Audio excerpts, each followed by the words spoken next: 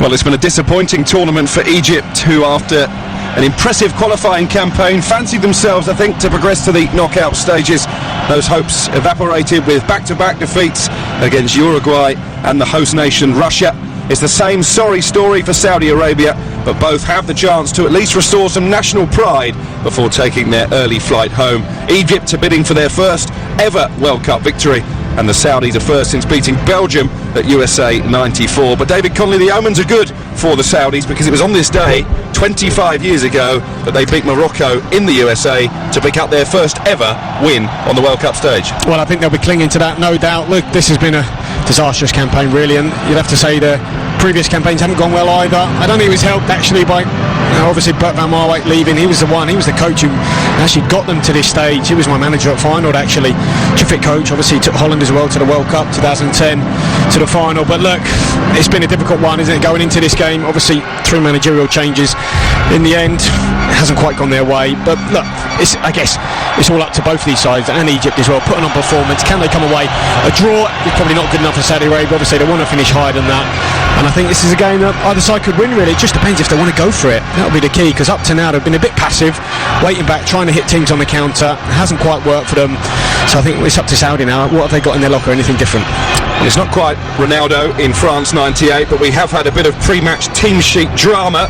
The Egyptian Federation tweeted their lineup without Mohamed Salah, only to delete the tweet a few minutes later. Salah does start, so too does 45-year-old Essam El Hadari, who in the process, the goalkeeper, becomes the oldest ever World Cup player. In front of him, Fati the captain, Gabra, Hegazi, Abdel Shafi, a midfield of Salah, El Neni of Arsenal, Hamed, El Sayed and Trezeguet, with Marwan Mawson preferred up front. I'll run you through the Saudi lineup in just a moment, but I can tell you they make 3 changes, including a different goalkeeper for the third match running. Yasser Al-Masalim gets the nod to start between the posts. Mortaz Hossaoui comes into the back 4, and Hussein Al-Magawi gets his start in midfield. Masalim the goalkeeper. It's a back 4 of Al Break, the 2 Hossaouis, Mortaz Osama, Al Sharani the left back. In midfield, Mahibri, Al Magawi, Otaif, Al Faraj and Al Dasari, with Al Muwalad up front. The battle is on to avoid the Group A wooden spoon, but first the national anthems, starting with Saudi Arabia.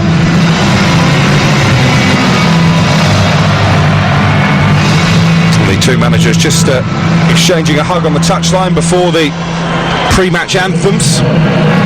They are now being announced to this sparse crowd inside the Volgograd Arena. The 2 players are lined up just in front of the centre circle, ready to sing their hearts out before what will be their final game of this 2018 World Cup. Well, Mohamed Salah looked a bit solemn as that anthem was played on the loudspeaker. An emotional moment for the veteran goalkeeper El Hadari, winning his 159th cap tonight, having made his debut for the Pharaohs way back in 1996. David Connolly, the former Republic of Ireland World Cup star, is alongside me. David, nothing but pride to play for. Could that make it a more open and attractive game, perhaps? Well, let's hope so. I mean, look, there's a lot of traits, I think, from Saudi Arabia I like in terms of how they try to play. They want to keep the ball and build up, possession-based game. You know, they just come up short at the minute. They've lacked goals. Salawi, who was a top scorer really in qualifying, 16 goals. I mean, he hasn't figured. Started against Russia, who is poor. They've just lacked that cutting edge, I think, going forward. And I guess, look, they did qualify as the lowest ranked side, and I guess that's been proven. You know, they have been off the pace. I think for Egypt, it's a case of, you know, can they get Mo Salah playing? You know, can they get him firing, getting him on the ball? He started out wide. He wasn't really effective against Russia. He was really tightly marked by Zhirkov. In the end, at half-time, well, we spoke about it, didn't we, during the game? I felt he should have played more central as a 9.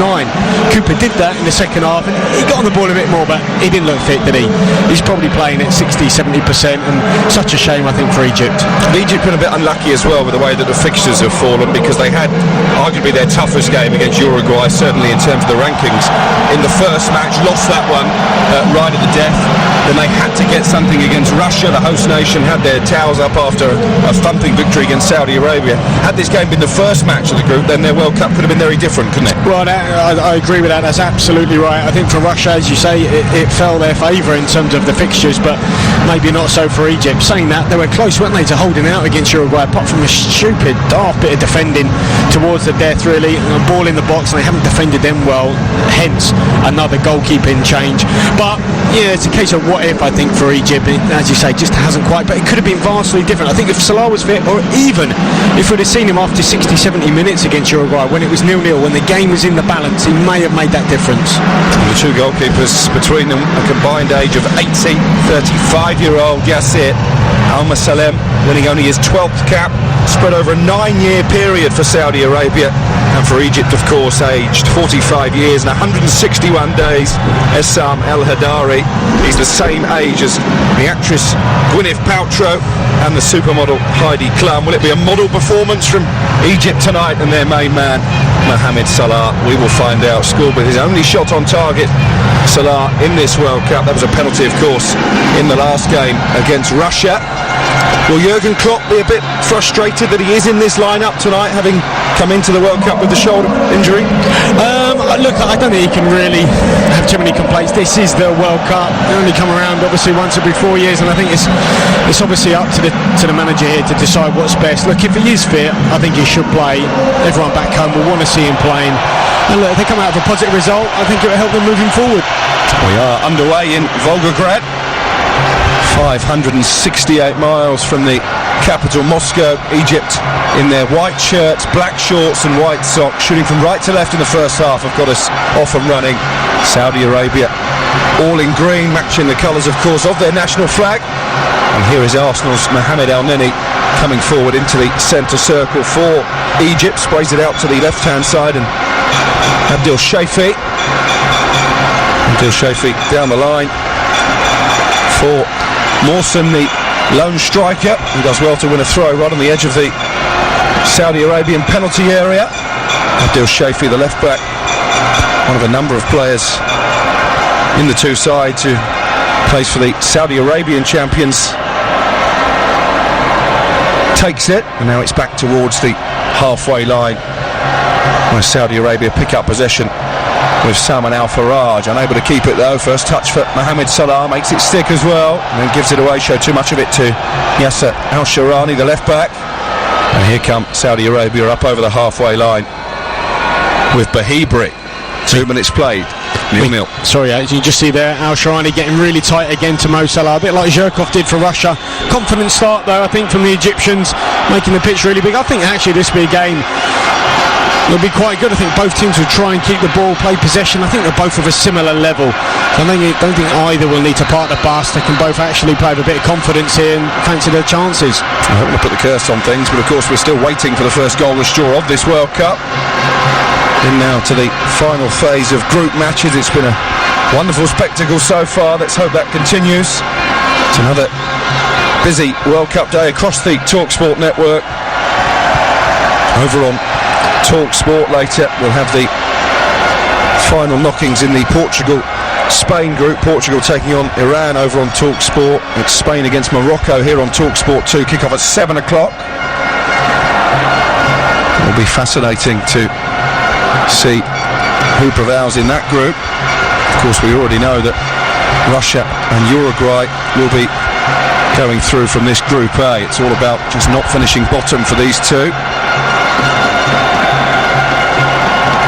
Egypt have had the better of the early exchanges, but neither goalkeeper has been tested as yet. Here comes Saudi Arabia into the Egyptian half. Al-Maghawi has carried it a long way, and he's going to shoot from the edge of the penalty area, but it was low along the ground and always wide. Well, he's back in the side today, Al-Maghawi. It's a wrong decision though, elected to shoot. He's a good 35 yards out there. But you can see El-Neni, whenever he gets the ball, his first thought, can I find Mo Salah to feet? That time it wasn't on, intercepted, and then Saudi broke. But here they are from the goal kick, not afraid to build out from the back. Two centre halves dropping really, really deep, trying to make this pitch as big as possible. Gabir and Higazi. And actually, for long periods against Russia, they were good. The centre half pairing, really, really good. Just Duba outmuscled them in the end, and retired badly. 4 minutes played. Saudi Arabia nil, Egypt nil. The roar of expectation goes up as Mohamed Salah picks up the ball right edge of the penalty area, tries to play in the cross from the right hand side, which is clear. Oh, it's a shame there. Salah did get his head up, tried to aim it to the back post, and the player completely free, but actually underhit the cross. You're listening to Talk Sport 2, your official World Cup station, alongside Talk Sport, bringing you all 64 games from Russia 2018. We can see again Egypt, this is how they play in the middle third. If they are pressed, they will go back. They'll shaft it all the way back to their goalkeeper and then build again. Typical trait here in terms of how Egypt play. Yeah, they're just knocking it around on the edge of their own 18-yard box. It's brought towards the halfway line by Adel Shafi. Good ball into the centre circle. El Sayed turns, looks to release Salah down the right-hand side, but Al Sharani tracked the run and heads it away. Well, that's the problem, I think. For, say, Liverpool, that pass might be delivered to Salah to run onto. As it is, El Sayed dropped it short, easily cut out. And that's the difference, I think, for Salah. Doesn't have quite the same quality around him. The players are the same standard.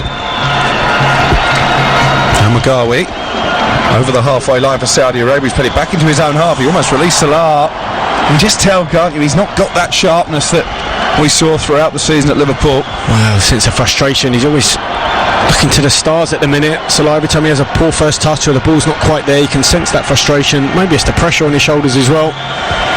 You just get the feeling he's not mentally or physically right following that shoulder problem suffered in the Champions League final. It wasn't only Liverpool fans that were frustrated when he was KO'd in that one, but the whole Egyptian nation. Here comes Saudi Arabia down their right-hand side with Al Magawi. Plays it into the centre circle and Al Faraj. In those white boots, he's trying to get away from El Neni. Showed too much of the ball though to Ahmed Fatih, the veteran fullback for Egypt. Neither side really able to keep the ball for a prolonged spell in these opening 6 minutes. It remains 0-0 here on TalkSport 2. And it's Saudi Arabia who come forward once more with Abdullah Otaif. Now it's out to the left-hand side. Al Faraj plays it forward to Al Sharani. Those two trying to link up over on the far touchline. Back now with Otaif midway inside the Egyptian half, and he's played a good ball into the penalty area, just slightly overhit. Trying to pick out Mohamed Al Break, the marauding right fullback. It's out to play for a goal kick for Egypt. It was ambitious there from Saudi. It's the right idea from Otaif, but actually there wasn't the space to hit that ball in behind. Had to go through the eye of a needle. But here's Egypt again, building out from the back. They haven't kicked long once. I think it's okay now. Pressure's off, I guess, but sometimes need to play a bit more direct, a bit more forward. Like that from El Neni. It's Egypt attacking now down the left-hand side with Abdel Shafi. Comes back to the halfway line and the dreadlocked El Neni. Mohamed El Neni, whose dad made him sleep with the football when he was a kid to get him used to it. It's an unconventional method, but it's worked out for him. Had a good career, of course, the Arsenal midfielder. What if he wanted to be a jockey? Would have slept with a horse or a whip, maybe? That's for another show. Here come Egypt, trying to make progress into the Saudi half. It's a bustling performance to win the ball back by Saudi Arabia, and it's at the feet now of Al Magawi. He's out to the left hand side now. Sharani look comfortable in possession, Saudi Arabia, in these early exchanges. And the ball is played up to Al Mawalad inside the penalty area. He's got Al Sharani in support. Shifts the ball from his left foot to his right, and then eventually tries to get the cross in, which was diverted behind by Ahmed Hegazi, the West Brom defender, and we have the first corner of the afternoon. Good play there from Al Dashawi. He had a lot of successful dribbles as well against Uruguay. 8 in that game. You saw him again there, picks it up, very comfortable running with it. Good little 1-2. He's a handful, that's for sure, the left winger. What can Saudi Arabia do with the corner? 8 minutes played in Volgograd, the oldest city in Russia. And it will be an opportunity here to put pressure on the veteran Egyptian goalkeeper. Maybe test the reflexes of El Hadari, who is wearing the captain's armband tonight. Al Faraj has had a long time to work out exactly what he's going to do with the corner. Still trying to organise his troops in the 18-yard box. You just wonder with the side to looking for a penalty, going man for man. A couple of zones here from Egypt. Now Farage with the left-footed outswinger, headed away by Higazi. Brilliant header away, cleared the box comfortably. Now Sharani's put it back into the penalty area, but it's going to bounce over the goalkeeper and out for a goal kick. We've played 9 minutes here on TalkSport 2. It remains Saudi Arabia 0, Egypt 0. Here they are again though, building from that, not pressed at all by Saudi, completely dropped off, just allowing Egypt. They've got 6-7 players in their own half. No Saudi player near them whatsoever. I just wonder though when teams might change their marking, move away from man-to-man, maybe go a bit more zonal, because there's been so many penalties in this World Cup. It was good play by Mawson down by the left corner flag, trying to link up with Trezeguet. The move breaks down on the edge of the Saudi penalty area, and it's back now with Egypt well inside their own half, and the centre-back Ali Gabra. What they do have, Saudi though, got real pace, and Muwallad, he will run in behind for fun, the 19, the lone striker. Does it ever so well. Yeah, 4 goals in qualifying for Farhad Al-Muwallad, and he's preferred in the starting lineup tonight to their top scorer during the qualifying period, Mohamed Al-Salawi, and named only on the bench.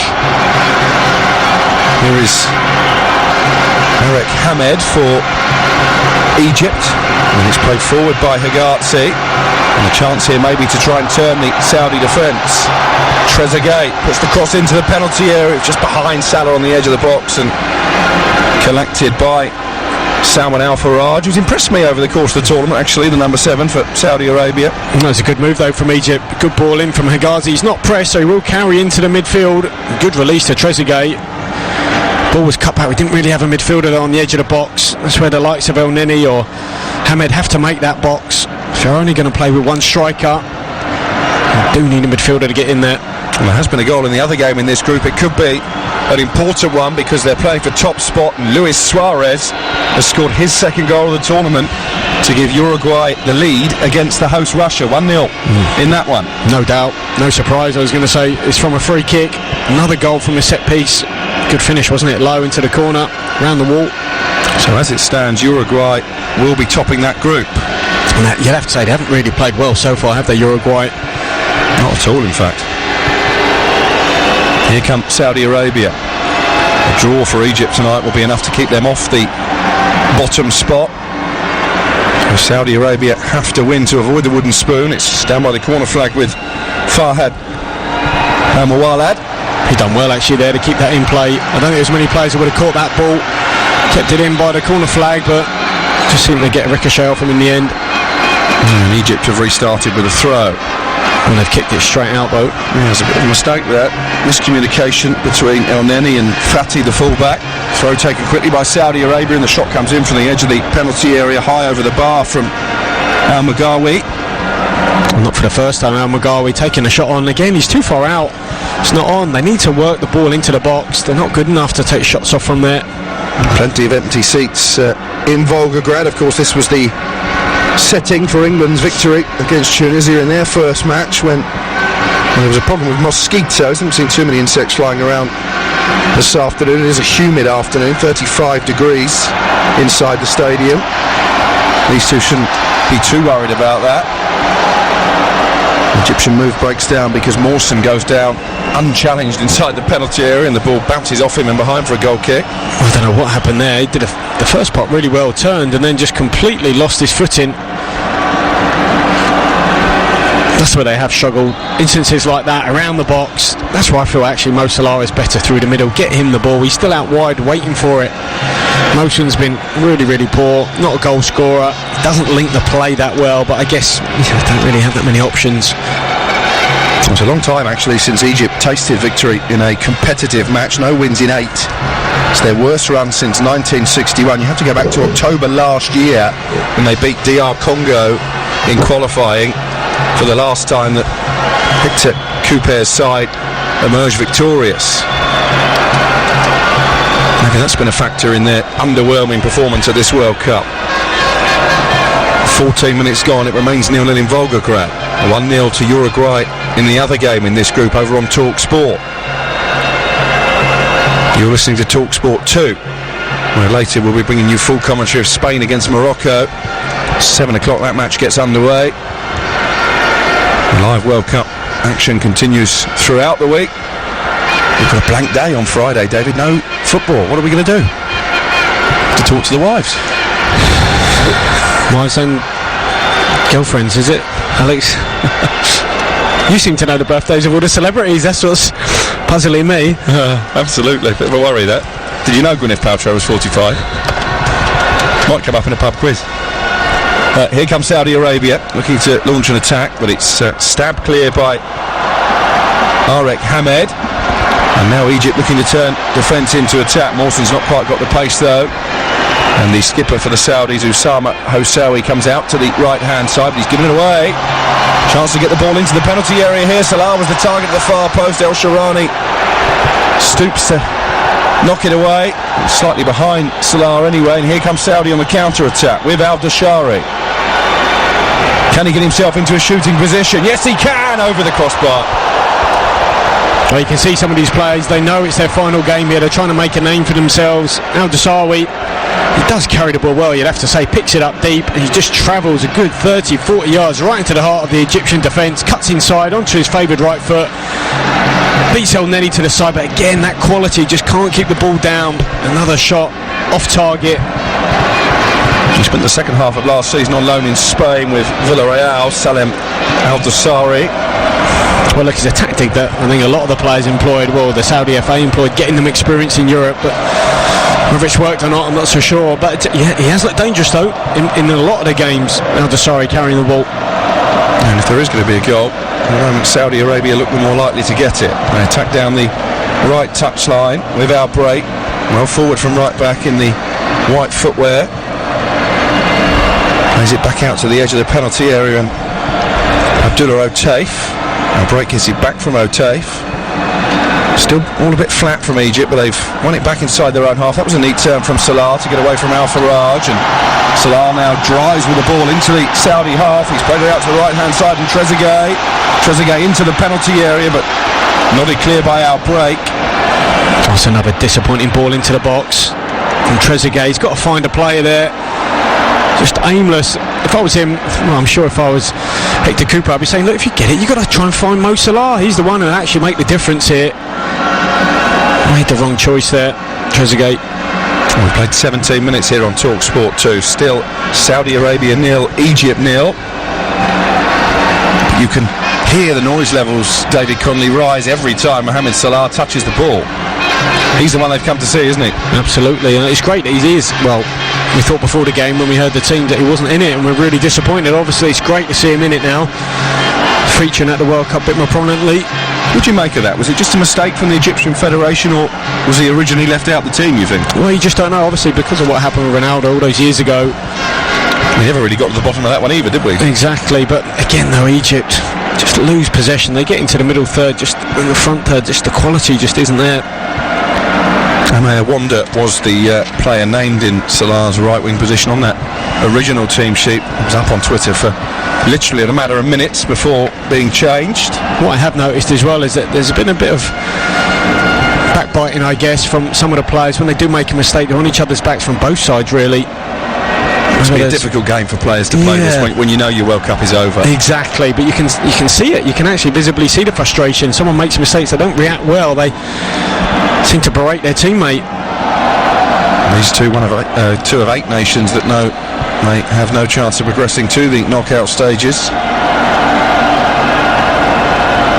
Saudi Arabia play the ball around inside the Egyptian half. Plenty of white shirts back behind the ball. Only Salah and Mawson left forward. Here is Al Magawi. And a chance for Al Break to put the cross into the penalty area. It wasn't the worst ball to the far post, but just nobody in green attacking it. And now Egypt with Salah come forward down the right. He's trying to out-sprint the left fullback, and really good defending it was from Mortas Hossawi, who came out to that left-hand side, but again Salah didn't have that turn of pace that we've got so accustomed to seeing in the Premier League to get away from his marker. Well, Hossawi did really well there, hard to come into the team. I mean, that's, I guess, the problem for Saudi. They've changed their centre-half partnership 3 games in a row now, but showed Salah a clean pair of heels and a bit of strength to get back. I think Salah fancied himself, didn't he? He could knock it past him. And to me, he still wasn't moving as fluidly as he was at Liverpool for much of a fantastic debut season at Anfield. The first ever Egyptian to be named in the, well, as the PFA Player of the Year, Salah. His goals fired them all the way to the Champions League final. They ultimately lost, of course, to Real Madrid after a couple of goalkeeping howlers and a wonder goal from Gareth Bale. It must be bittersweet, I think, this season for him. Everyone wanted to see him shine, I guess, in the final, Champions League final, and here. There's no doubt that injury has affected him. Yeah, that fickle hand of fate really put paid to Mohamed Salah's hopes of starring on the biggest of stages. 0-0 it remains here between Saudi Arabia and Egypt. 20 minutes gone as the Saudis try and release Al Mawaleh down the middle, headed away by Hegazi. Now Egypt will try and attack down their left-hand side. That was some nifty footwork by Abdel Shafi. Salah is offside as he for once got in behind the Saudi defence. It will be a free kick. Confident play though again from Egypt, building from the back. Shafi, lovely feet. Again, I think it's just Salah's just gone early. A bit too keen to get in behind. He does have the pace. He doesn't have to worry when the line is that high. You're listening to Talk Sport 2. Don't forget, coming up after is Talk Sport 2 Live. We have commentary of Spain against Morocco from 7 p.m. Spain not yet guaranteed their progression into the knockout stages. And then tomorrow on Talk Sport 2, the World Cup coverage continues. Australia take on Peru at 3. That's followed by Iceland against Croatia at 7. Of course, Iceland still harbouring hopes of a place in the last 16. So to Australia in that first match. The good thing is, David, apart from this group, most of the groups are still very much alive. That's right, and I think a lot of games as well have gone to quite late where they've been in the balance. It's just been an exciting one, and well, this hasn't so far, has it? Well, it hasn't, to be honest, but it seems like neither side really willing to lose here. Al-Maghawi with a cross in for Saudi Arabia. Good reflexes from Al-Hadari, the 45-year-old, named by Didier Drogba as his toughest ever opponent, the Egyptian stopper. It's played long upfield by Egypt over to the right-hand side. Mawson has come across, but now Sharani comes away with the ball for Saudi Arabia. And they're playing their way out and up towards the halfway line. Picked up in the centre circle by Al-Maghawi. I just wonder as well whether the likes of Saudi and Egypt might look at, in terms of how they play, and think, would we have been better with 3 centre-halves, for example? You know, if 2 can't quite cut it against these top teams, maybe go with 3. Just make sure we don't get beat, at least the first game. Long punt forward, looking for Salah. He's brought it down the edge of the penalty area, and he's flicked it over the goalkeeper. It's a moment of magic from Mohamed Salah to light up the World Cup stage. Well, they may be going home, but that's what these Egyptian fans have come to see. The goalkeeper kisses the turf in celebration. It was a Cantona-esque style celebration from Salah. But David Connolly, what a goal to open the scoring in Volgograd. Well, they lose possession here, Saudi, around the middle third, but it's a brilliant ball over the top, and there's Salah where he should be, on the last man, and it's a super touch out of the sky. The goalkeeper's come rushing out, and it's a lovely little deft flick over the goalkeeper. It's a fantastic finish, one touch just to kill it, and then it just pops up. He lifts it over with that subtlety that Salah's now renowned with. That's the quality we've been wanting to see. Well, if that's what a half-fit Mohamed Salah can do, Saudi Arabia will be grateful he's not at full. Well, great jubilation from the man at the other end, Al-Hadari. And the difference is, that time he was on the receiving end. He wasn't delivering for someone else to get in. He was playing on the shoulder. He was in the middle. He wasn't out wide. He's been starved of possession. He was right on the back line, middle of the pitch. It's a brilliant ball in behind. The first touch was fantastic. It's a super little lift. Subtlety. It's his trademark, Salah. Well, the boy's a genius, and he's been able to sprinkle some stardust in this one. 2 goals in 2 matches now. The first a penalty, of course, in that defeat to Russia. But that, an absolute Sublime goal from Mohamed Salah, and he's in possession again here on the halfway line after Saudi Arabia gave it away, and he's going to run at the heart of this Saudi back line. He unselfishly there tried to play in down the left hand side. Trezeguet, I don't know why didn't have the pace. Trezeguet and Saudi Arabia get it clear. He didn't, and I'm just not sure he's 1v1 there. Look, you got your tail up, go and take him on, because to be honest, if he gives it to a player, teammate, he might not get it back. They don't have the same quality, or maybe doing a disservice. It was a brilliant ball for his goal, but that time, just go yourself, 1v1. And he looked for all the world as if he was going to do that, having just found the back of the net. Saudi Arabia have given it away again inside the centre circle, and he's onside, Salah, and he's one-on-one with the goalkeeper. It could be double trouble. He lifted it over the goalkeeper, and he lifted it wide. Just put your foot through it, lad. Well, he's in on goal. I mean, they're defending off the edge of a cliff here, Saudi Arabia. They've absolutely gone to pieces. Defensive line is all over the place. Another fantastic ball through. He's 1v1. He's got 10, 15 yards. Actually, he's probably got too much time, but normally you'd fancy him just to bang that in the bottom corner. He tried to lift it over the goalkeeper. He got it horribly wrong, you have to say. Well, it should be 2-0, and it should be 2 for Salah. Let off for Saudi Arabia, but again they've given it away. It's Mortaz Hossawi this time, who passed it straight to Trezeguet on the edge of the penalty area. He couldn't take full advantage, and now Saudi Arabia come down the left hand side with Al Faraj. This game has suddenly come to life here on TalkSport 2. Good piece of defending there from Higazi, coming across and making the clearance for Egypt. Now El Neni, deep inside his own half, has shown too much of that to Al Magawi. Bahibri with a shot from distance, comfortable save from the goalkeeper. Another one from distance, too far out. They've got no chance really scoring from there. Poor decision from Saudi. They look like they've fallen apart here. Still not had a 0-0. No, and you know, to be honest, I fancied this game that it wouldn't be. Look, both of these sides, they need a victory, don't they? They don't want to go out with a whimper. Getting a 0-0 and nicking something is not enough.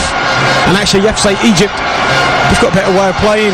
You know, they drop off, they make the pitch really, really big, and obviously what they do is that play with that bit of quality in the final third. And second goal of the game involving Uruguay and Russia, and it's a second goal for the Uruguayans. Looks like they're going to top the group. There's a shot from the edge of the penalty area from a corner. It took a massive deflection before finding the corner, but they lead 2-0. Egypt 1-0 up here against Saudi Arabia in Volgograd. Well, that's why we were so keen for Salah to be on that team sheet, weren't we? He's that special player. The players like him, you want to see him on the world stage.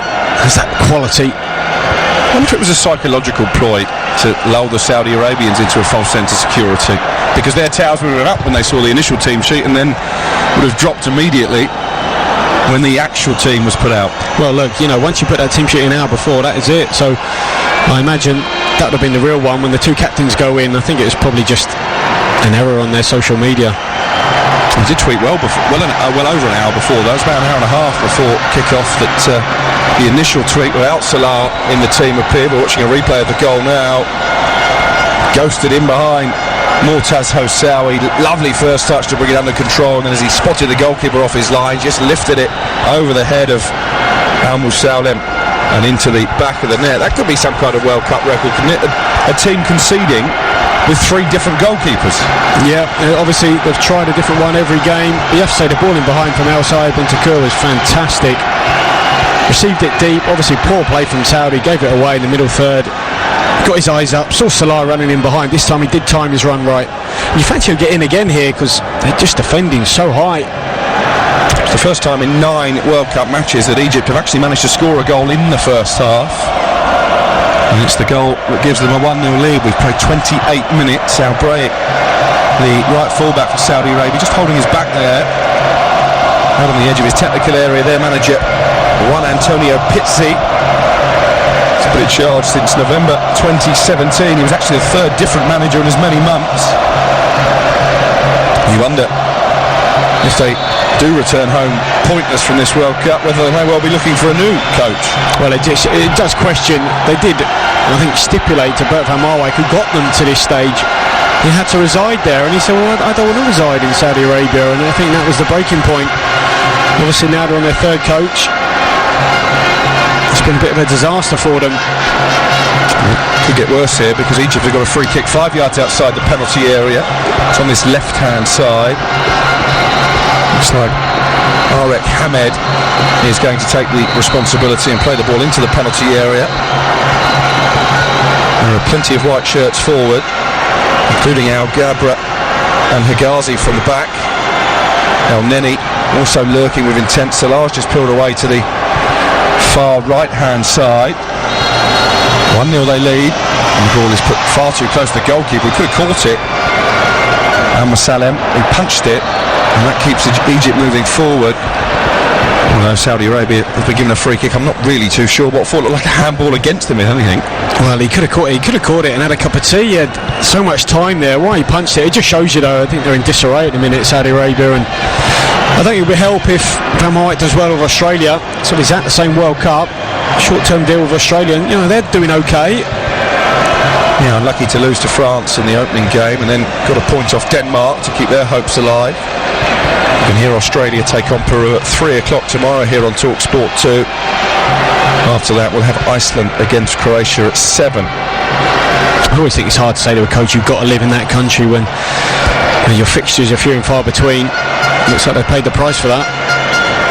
Yeah, I mean, we mentioned about it being a disappointing World Cup campaign for Egypt. Exactly the same can be said of Saudi Arabia. Never really recover from that 5-0 thrashing at the hands of the hosts on the opening night of the tournament. Al-Shirani here for the Saudis blazes one over the crossbar from 19 yards out. What's that, the fourth shot, off target, high and handsome over the bar. To me it looks like they're just playing for themselves at the minute, Saudi. They've got glory in their sights. Whenever they get it, you know, can I get a shot off, can I be the hero, rather than playing as a team. Maybe someone should show them the Mexicans, see how they do it. I think Gwyneth Paltrow could be playing goal for them, and they'd still be untroubled in this opening 31 minutes, let alone the 45-year-old El Hadari. She's actually a good goalkeeper, Gwyneth. 14 minutes to go until half-time. Saudi Arabia 0, Egypt 1. Mohamed Salah with a goal. A majestic finish in the 22nd minute.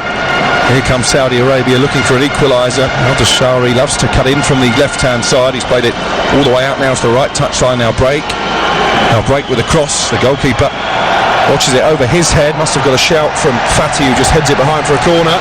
Yeah, it's a deep ball in for Outbreak. Fatih, though, is a really good fullback. I think he's been excellent for them. I think he made his debut when he was 17, didn't he? Youngest ever. There's a real rock for them at the back, and despite his age, he gets up and down ever so well. He scored an unfortunate own goal, didn't he, in that defeat to Russia? I think there was a foul on him, though. Duba did pull him, but, you know, the contact, I guess, wasn't enough. From Saudi Arabia lining up for this corner. They're second in the first half. Al Faraj from the left-hand side. Good ball into the penalty area. Almost fell for Al Magawi. He plays it to the edge of the box, and now Break, who again shoots from miles out, and once again it rises high over the crossbar into those Egyptian fans behind the goal. Dreadfully disappointing. I mean, what is he doing? He's on the corner of the box, 10 yards outside it, on the right-hand side. He elects to shoot. PC just can't believe it. Absolutely atrocious. Sort of saying, yeah, think about it. But to me, they're just playing as individuals. They're there, you know, can I get a piece of glory? He's just booted. Pizzi's just booted about 4 bottles of water there. Yeah, really angry reaction from the coach. I'm not surprised. It's been another poor Saudi Arabian performance. They trail by a goal to 0. They need to avoid becoming only the 12th team in World Cup history to go through an entire tournament without scoring a goal. Well, they're in our group in 2002 and they conceded 12 and without reply, so disappointing campaign there, and another one here. Here's our break now, well forward down the right hand side for the Green Falcons, out to the right touchline, and Bahibri, he comes in on his left foot, maybe winding up for a shot here, but then he's found Al Faraj in space on the edge of the box instead. Now Faraj dinks it out to the right, and Al Break, well controlled on the touchline. Al Break, but he showed far too much of it to Abdel Shafiq, and Egypt now will clear it up towards the halfway line, where it's brought down expertly by Mawson. Mawson out to his left hand side, and Trezeguet got a bit of room to manoeuvre. Trezeguet does well to keep the ball in play. He's got Salah on the edge of the penalty area. Lovely skill from him again into Trezeguet. That would have been a beautiful goal. He's curled it over the crossbar, but the control from Mohamed Salah was out of this world. Oh, the tricks and flicks are coming out now. It's a brilliant ball in behind. That time he has the presence of mind, Trezeguet, to try and pick out Salah. Lovely ball into his feet. Controls it, pops it up, and then just tries to give it the return back. It's almost identical sort of technique for the goal. Trezeguet actually had more time than he thought. He could have taken that down, brought it closer to goal. Tried to side foot half volley, probably the hardest skill he could do. And over the bar. Good bit of play though. His real name, the number 21 for Egypt, is Mahmoud Hassan, but he goes under the name Trezeguet because of his resemblance to the former French World Cup winner. Here is Salah. He's played it out to the left-hand side to Trezeguet once again. Egypt looking good coming forward all of a sudden. It's another curling effort just wide of the far post. He's got his head in his hands, but to be honest, it wasn't that close. It was a good 2 yards outside the post, and really should have given the ball back to Salah. Cut inside onto his favoured right foot. He's playing on the left, but he is right-footed. But Salah was there on the inside, just giving the ball back. Goalkeeper didn't even dive. It was a couple of yards wide. I think the reaction was ambitious. It wasn't that close. I think he felt he was nearly in. Mohamed Salah, by the way, has now scored 37 goals in 58 caps for his country. That is no mean effort when you look at the talent pool around him. It's not like he's playing for one of the superpowers, is it? Of course, he was in sensational goal-scoring form for Liverpool. Will he be able to replicate that next season? Second season syndrome and all that? I think he will. Hopefully he gets a decent rest. He deserves it, that's for sure. Obviously, it'd be disappointing not go any further in the group stages, but I don't think that's a surprise, I feel, for this Egyptian side. But yes, he needs a good rest. I don't see any reason why he couldn't continue that form. Egypt lead 1-0 here. We've got 10 minutes to go until half-time. You're listening to TalkSport 2, your official World Cup station, alongside TalkSport. Don't forget the TalkSport network is the only place you can listen to every match from the 2018 World Cup. 2018 World Cup that's already been full of thrills and spills and magical goals, none more so than the one that has given Egypt the lead from Mohamed Salah midway through this first half. Egypt playing at the World Cup finals for only the third time, their first in 28 years. Remember, they are looking for their first win at the 7th time of asking. So far, so good on that front. Well, they won't have a better opportunity, that's for sure. And today, Saudi Arabia have just gone to pieces here. When they lose it, they don't see any real urgency to get it back.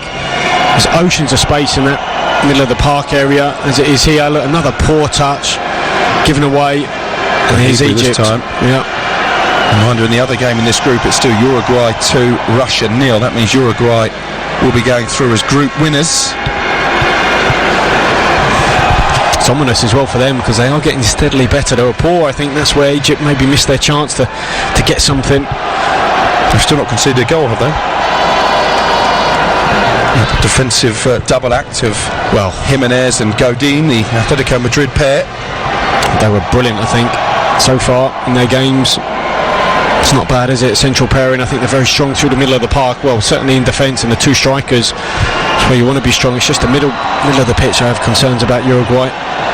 If the Group B matches go to form later, then they're likely to be up against Portugal in the round of 16. What a game that will be. Here come Saudi Arabia looking for an equaliser. Al Faraj with a shot. It was goal bound, and it's an excellent block in front of his goalkeeper by Hegazi. It's a brilliant block. He does fall actually deeper towards his own goal, Hegazi. Good awareness, but poor line. I think Shefti was playing Saudi onside. Great cutback and take for the strike. Hegazi does really well. I think the goalkeeper would have saved it anyway, but still puts his body on the line. 8 minutes to go until half-time. Saudi Arabia have their third corner. They trail by a Salah goal to 0. Lost their last 5 internationals. Not gone 6 successive defeats for 15 years. It's not a record that Juan Antonio Pizzi will want on his coaching CV. Al Faraj with a corner deep into the 6-yard box, but headed away at the near post by Mawson. And he's just played hopelessly out of play for a throw by Saudi Arabia. Here is Hamed trying to link up down the right hand side with Al Sayed, but he's been dispossessed, and it was a bulldozing run by Al Dosari, stopped in his tracks by a foul from Fatih, the former Sheffield United and Hull right back. So a free kick that Saudi Arabia have taken quickly. Well, Al Dosari, he has been their best player, isn't he? You can tell He had a lot of successful dribbles against Uruguay. Looking back at them, he was brilliant carrying the ball. Again here today, he's a confident boy, that's for sure. They've just got nothing up front, have they? No, that's where they have struggled. I mean, Mualad he's sort of playing that lone role, but he's slight, he's small, he's got pace. Just never looks like getting in the game. A little flick header forward towards Mohamed Salah. It carries all the way through, though, to the goalkeeper, Al Moussaoulem, the 35-year-old. Well, it's actually a bit change of tack here from Egypt. A couple of times now from their goalkeeper, they have just kicked it long. Started the game building from the back. Obviously, when it was 0-0, now they're 1-0 up, going a bit more direct.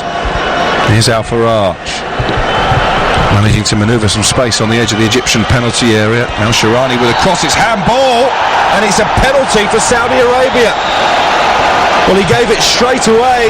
The Colombian referee rolled down Wilmar.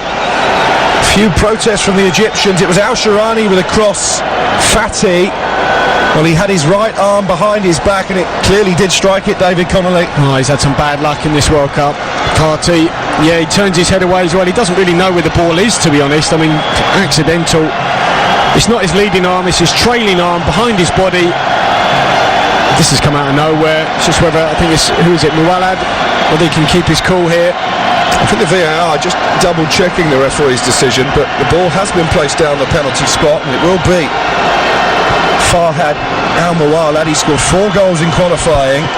They haven't scored in a World Cup finals match for almost 7 hours, Saudi Arabia. They won't get a better opportunity than this one. Well, Hegazi's trying to make it as hard as possible. He's talking to his goalkeeper, trying to make this period as long as it is for Mualad. Well, what a story it would be if the 45-year-old comes to Egypt's rescue. The captain for the night, the oldest player, remember, in World Cup history. Al Hadari, the goalkeeper, up against Farhad Al Mualad, who's had a long time because of the VAR check to decide what he's going to do with this penalty. He looks a bit nervous, and he's being jeered by the Egyptians behind the goal. This is a huge moment for Saudi Arabia. Al Mualad to try and get them back on level terms. Stutters his run out, but it's saved by the goalkeeper. What a moment for the 45-year-old. A brilliant save down to his right to turn the ball onto the woodwork. He gets embraced by his teammates, and Saudi Arabia's long wait for a World Cup goal continues. It's an incredible save. I mean, the penalty he's hit with such power, you think he's not going to get that. Instead, he gets the tip of it. Fantastic, touches it onto the bar. What a save. That is absolutely out of this world. Well, the Saudis have a corner. The save could yet count for nothing. Bahibri with the delivery this time. The goalkeeper's made a mess of his punch-out. Tafe with a shot blocked on its way through. And then it's cleared out of play on that far touchline by Abdel Shafi. Well, he went from 0 to 0 there. And Hadari came out, missed the ball. Well, he didn't. He got a slight touch on it. Poor punch. He lived to fight another day, but what a save. Absolutely magnificent. Guessed right, didn't he? Went down to his right-hand side. Super stop. One of the iconic moments in World Cup history, and you just can't take your eyes off this tournament. Even the deadest of dead rubbers has got talking points aplenty. The wonderful strike from Salah, and now the save at the other end from El Hadari. Well, he's down, the goalkeeper, and he's asking for treatment. We're just watching a replay again. It was a strange run-up from Mualad, but it's a brilliant save. Take nothing away from the captain and the goalkeeper. Well, he gets his leading arm to it, stays on his line quite late, guesses just with his top left hand it is, it comes over his right. Super save up onto the bar. And he was immediately leapt upon by his teammates. He looked quite emotional, actually, didn't he, El Hadari, when the reality of what he just achieved sunk in. I wonder why he's down, though. That's what's a little bit bewildering at the minute. Is he okay? Has he hurt something? He's getting treated. I mean, I don't know whether he's pulled a muscle or... He looks a bit frustrated in conversation with the Colombian referee. Meanwhile, Farhad Al Mualad, who missed the penalty, has come over to take on some water. As I mentioned already, the temperatures are soaring in Volgograd. What's wrong with Coventry? Did you know that? Yes, you mentioned it earlier. Upstairs. Don't give away trade secrets. You're supposed to say no, Alex. That's an amazing fact. I forgot, sorry. I'm new to this. Yeah. That might come up in the quiz as well. Probably not.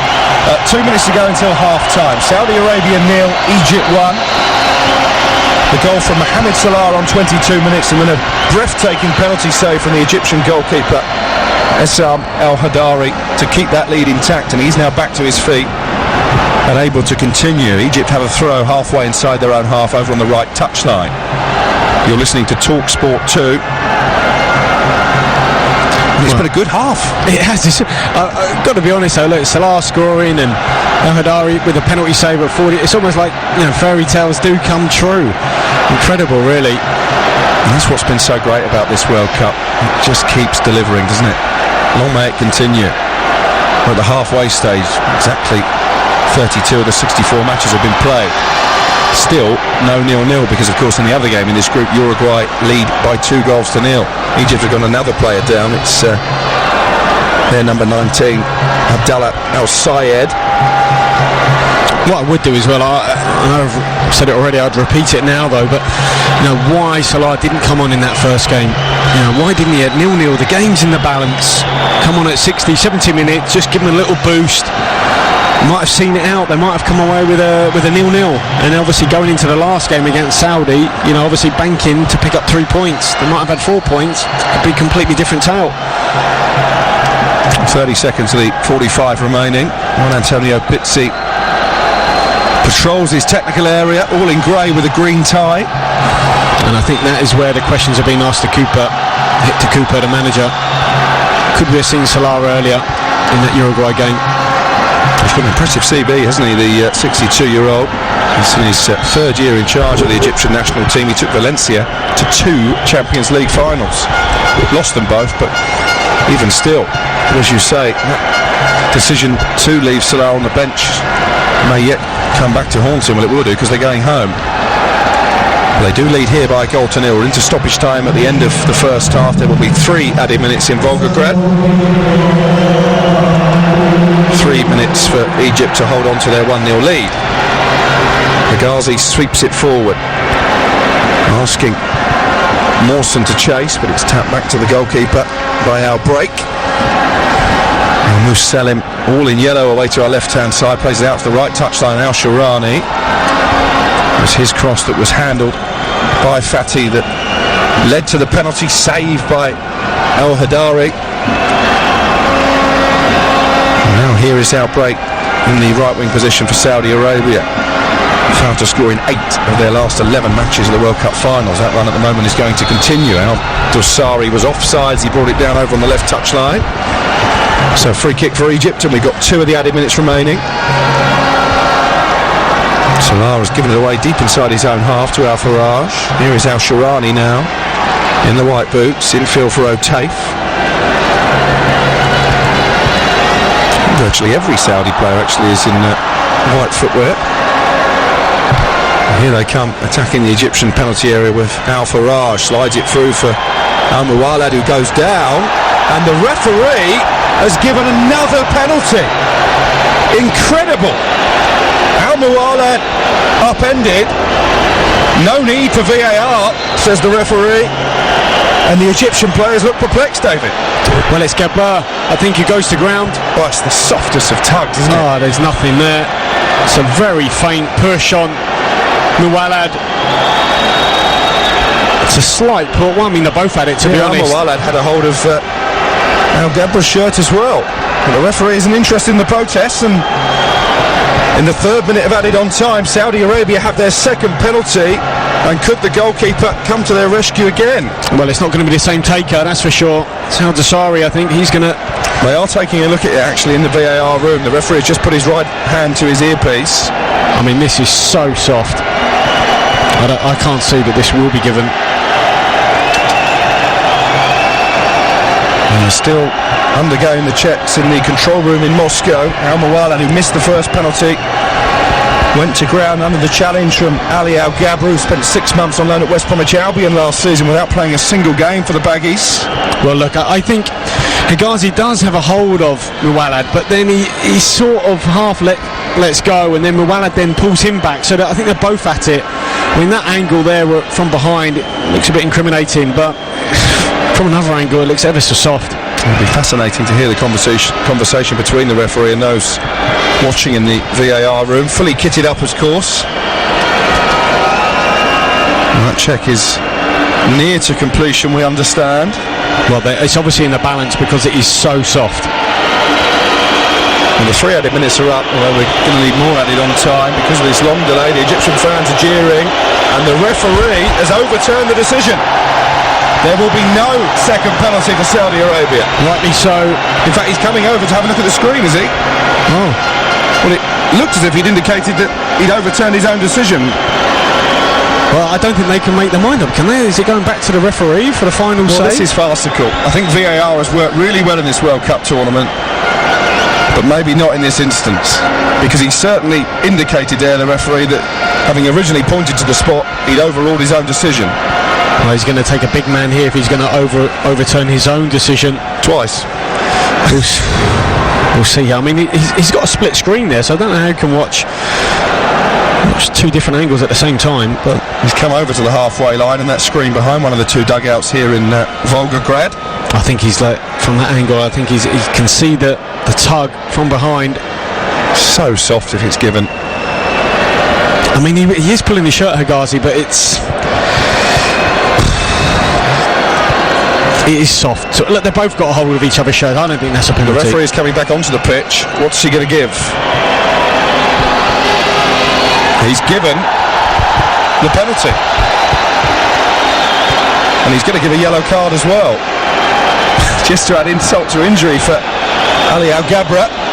So they do have a second penalty after all, Saudi Arabia. Quite astonishing at the end of this first half. And Al Faraj has had 2.5 minutes since he picked up the ball to place it on the spot. Well, I think that's been the worst example of VAR absolutely. We've seen at this World Cup. That took so long, and obviously he had the casting vote, the referee, and there's no way he's going to overturn his initial decision, is there? I don't feel, with the eyes of the world on him. Al Faraj with the second Saudi penalty. Oh, well, that's a change, because it looked like Desari was going to take it. Now it's Al Faraj. Left footer. El Hadari has come to Egypt's rescue once already. Surely he can't do it again. It's going to be a long run up from outside the penalty area. Will be a left-footed effort from Al Faraj, and this time he's found the corner. There is no fairy tale for Essam El Hadari, and Saudi Arabia in their wait for a World Cup goal. Almost 7 hours, but they're in 7th heaven here at the end of the first half. It is Saudi Arabia 1, Egypt 1. Well, after all that, it does dispatch it well. To the same side, though, as the first penalty from Muwalad this time. Al Hadari goes the opposite way. Stands up a long time. Gamble's wrong, though. It's a soft decision, I have to say. They've got their goal, though. They haven't deserved it, I don't feel. We're actually in the 51st minute when the ball hit the back of the net. Punches in the air from Juan Antonio Pizzi eases some of the pressure on his shoulders. But they made a change. Just saw the fourth official indicate that perhaps a sub is being made. We'll get confirmation of that, because there goes the half-time whistle. Some of the Egyptian players are on their knees. Mohamed Salah, having given the Pharaohs the lead with a wonderful individual piece of control and finish on 22 minutes. They missed one penalty, or rather it was saved by the veteran, the 45-year-old Al Hadari. That was a piece of World Cup history, but Saudi Arabia did eventually get their goal deep in the stoppage time. The softest of calls from the referee, awarding a second spot kick, and this time Salman Al Faraj dispatched it. Half-time in Volgograd. We told you it would be brilliant, Tom Rennie. It's Saudi Arabia 1, Egypt 1. Where the players have just emerged from the tunnel below us in front of a crowd of just over 36,000 inside Volgograd. They would have been royally entertained by what they saw in that first half. The majestic goal from Salah, and then the two Saudi Arabian penalties, one of them saved, but the second, crucially perhaps, converted by Al Faraj. Doesn't make too much difference in terms of the group picture, because Saudi Arabia have to win to avoid finishing bottom. And of course Egypt need the victory to record their first ever triumph on the World Cup stage. We are back off and underway. Egypt in their white shirts, black shorts and white socks. They're going to be shooting from left to right as we look in the second half. Saudi Arabia all in green. I'll run you through the two lineups. Saudi are unchanged from the first half. Musalem, the goalkeeper, Al-Break, Mortaz Housawi alongside Usama Housawi and Al-Shirani in defence. Five in the middle of Bahibri, Magawi, Otaif, Al-Faraj, who scored that second penalty, and Al-Dosari with Farhad Al-Mawalad, who missed his spot kick up front. Egypt did make a change right at the end of the first half. It's in bizarre timing. Werder has come on in place of Abdallah El Sayed, so it's El Hadari, the veteran goalkeeper, Fatih, Gabra, Higazi and Abdel Shafi in defence, Salah, El Neni, Hamed, Werder and Trezeguet in midfield, with Marwan Mawson the lone striker. David Connolly is alongside me. David, quite a dramatic first half. Do you expect the second half to match it? Well, I do, and looking at the substitution, Hector Cooper did this at half-time against Russia in terms he brought on, well, Salah stayed on, but obviously then ventured further forward, played as a central striker, so he's done that again today. Varda's going to play out wide on the right, El-Sayed has come off, so Mohsen and Salah as a front two in a 4-4-2. He's trying to go for it here and get the victory.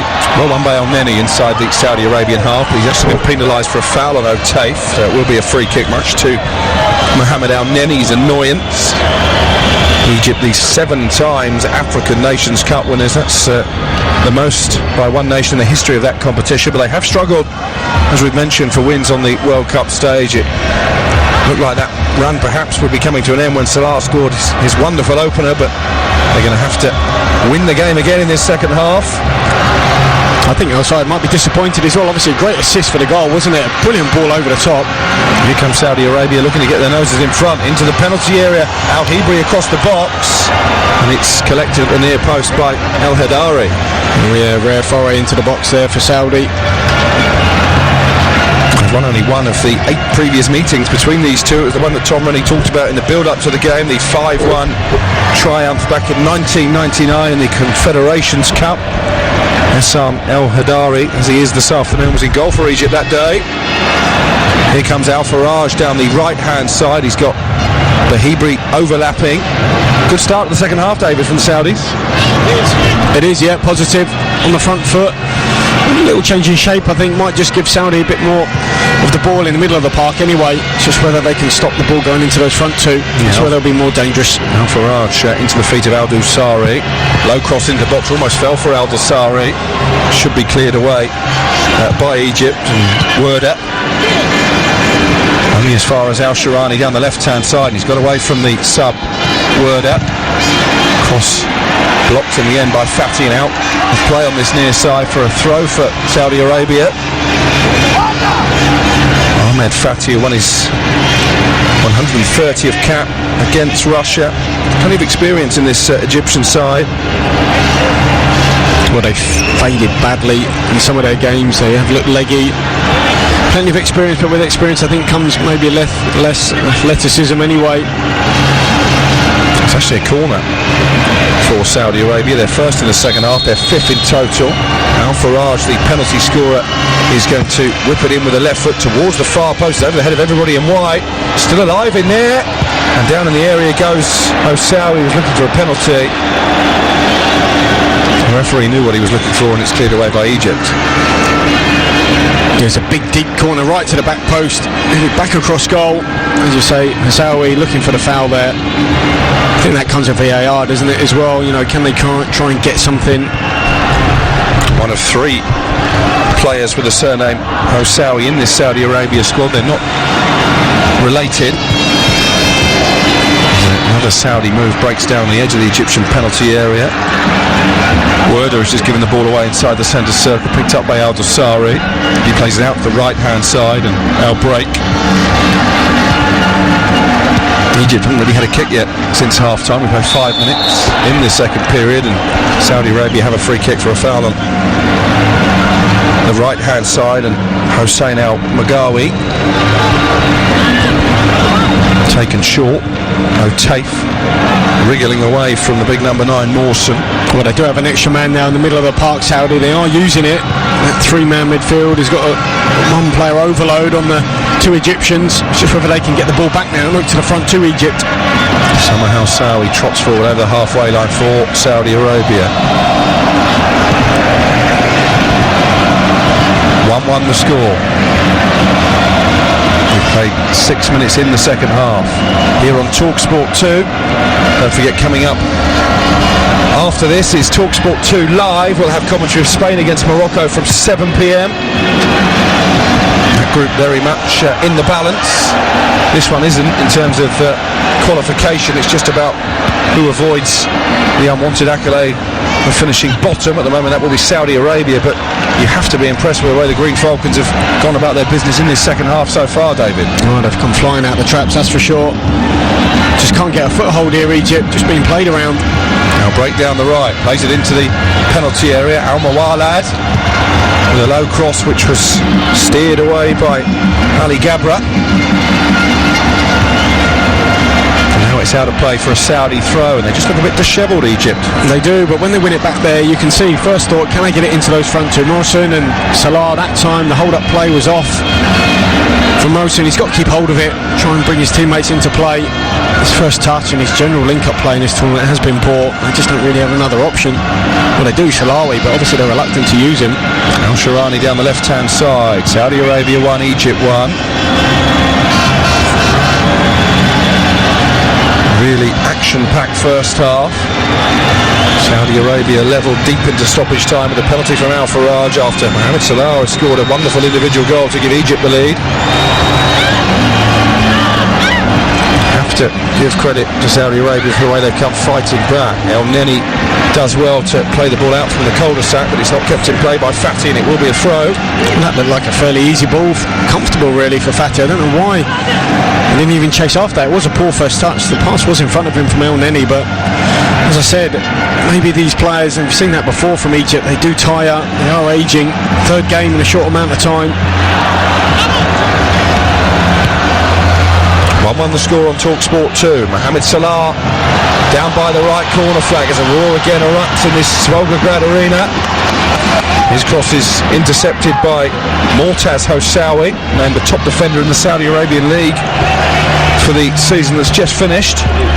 It was a good piece of defending there to stop Salah in his tracks. It was. He got tight to him, aggressive. He just needed to move the ball a little bit earlier, Salah, but he hasn't really had it. He looks a bit rusty still in this second half. Hasn't quite warmed up yet, and he hasn't really had the ball, I guess. Ball is stroked out by Saudi Arabia to Al break down the right into the feet of Bahibri. 1-1 the score. Here's Bahibri again, 10 yards outside the penalty area. O'Tafe takes over. Good spell this from the Saudis. O'Tafe now being forced back to the halfway line because Egypt have got everybody bar Salah back behind the ball. That shows how dominant Saudi Arabia have been since the break. Whatever Juan Antonio Pizzi said to his charges, it's had the desired effect. Here's O'Tafe again inside the centre circle. Both of these teams looking to end their losing record in this 2018 World Cup. Here is Al Faraj in the orange boots into the feet of Al Mawalad, who can't hold it up, and it's cleared by Al Gabra. Well kept in though by Al Break, and he's got a chance to put a cross into the area here. That's great defending by Hegazi, and then the shot on the volley over the crossbar from Hatem Bahibri. Well, they look far from convincing. They're defending another ball in the box. Hegazi takes it off the goalkeeper's toes here. I wonder if he could have left it, and then didn't take any chances, but he pinged it straight back into play. Good technique from Bahibri. It was. Keep it down. Yeah, took it on the volley early. Maybe could have had a first touch, settle the ball, get it on the floor. Good opportunity, but you just wonder, if you do give up the impetus and surrender possession as they have done, just facing wave after wave of attack here. Poor kick out from the goalkeeper. He's got to find Mohsen there. Instead he's aiming for Salah. He's not going to win it in the air. Well, one back there by Mawson. Scored 3 goals in his first 2 caps, the big number 9. Then went 6 years without finding a target again for his country. What was your longest goal drought? Nowhere near that, I'm sure.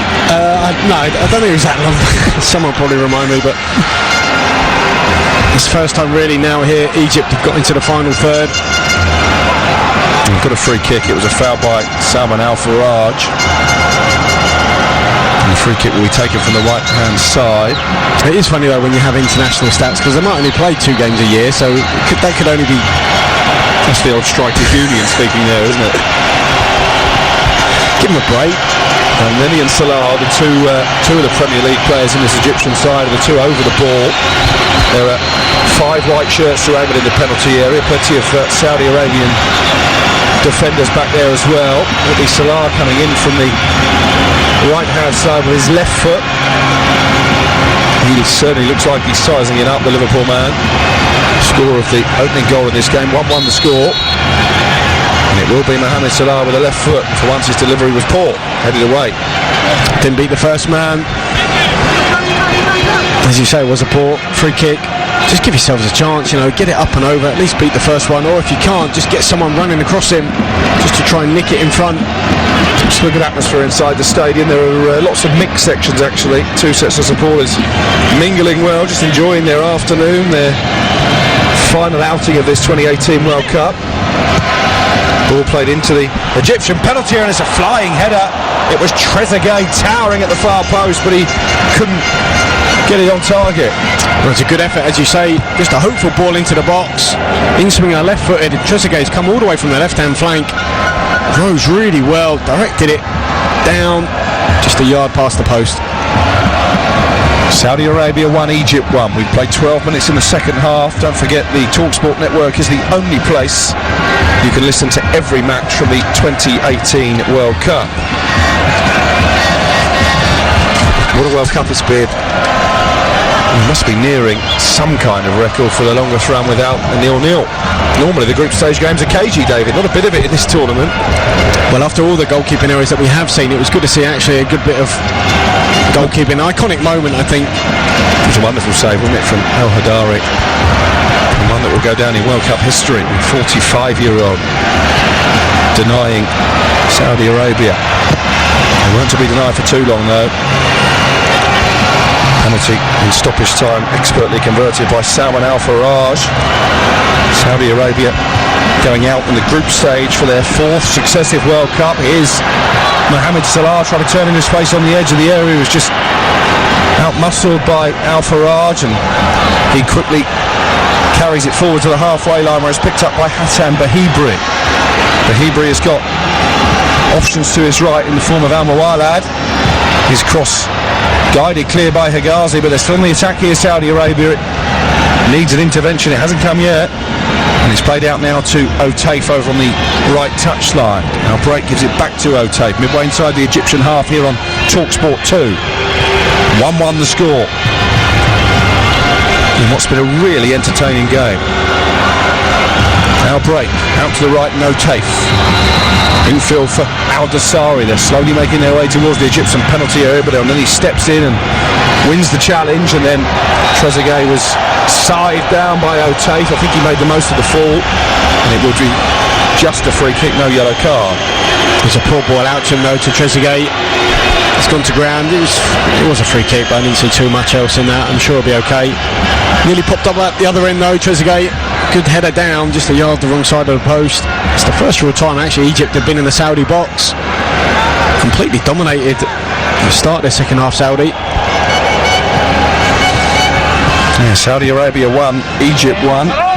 Could have been so different as well if Salah put that chance away. 2-0 up, and would have been over. Well, he should have put that chance away. No question about that. In comes the cross from Abdel Shafi. Curiously, Hegazi steps out with the ball for Egypt, but then gives it straight to Al-Faraj. I think he's a contender for man of the match, the number 7 for Saudi Arabia, not just because he scored the penalty, but he really has been dominant in midfield. That's an awful effort from a million miles away from Bahibri. He must have hit row 20 in the back of the stand. Well, not for the first time. Bahibri had an option on the right-hand side. He was fullback on the overlap, didn't use him, and I think that's symptomatic of their performance today. I think the individuals are there, trying to grab their little piece of glory before they go home, rather than doing what's best for the team. As I said, go and watch the Mexicans, see how they do it. The collective is just so much more than the part, whereas here How many shots have they had from 30, 35 yards out? And to me, that's because they just see their name in lights. The views of the former Republic of Ireland frontman David Connolly, played at the 2002 World Cup in Japan and Korea, here on Talk Sport 2. And don't forget your essential roundup of Tuesday morning's top sports stories. You can join World Cup Sports Day from 7 a.m. Russell Hargreaves and Hannah Wilkes discuss the latest from within Gareth Southgate's England camp. A very buoyant one, I'm sure, after yesterday.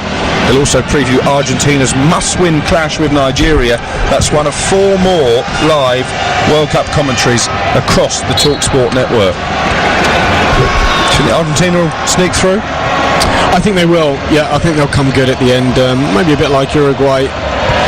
Release some of that pressure on the shoulders of Messi, a bit like Salah at the minute. I'm sure he'll come good. Here come Saudi Arabia, building slowly down the left-hand side with Al-Sharani. Now Muralad. Good ball into Al-Dassari. Oh, it's a lovely move. Al-Faraj tried to give it back with a 1-2 to Al-Dassari, and it needed the sliding challenge of Al-Gabra to turn it behind for a corner. Well, a lovely link-up play here from Saudi, working their way into the box. Al-Dassari, to me, has been their best player.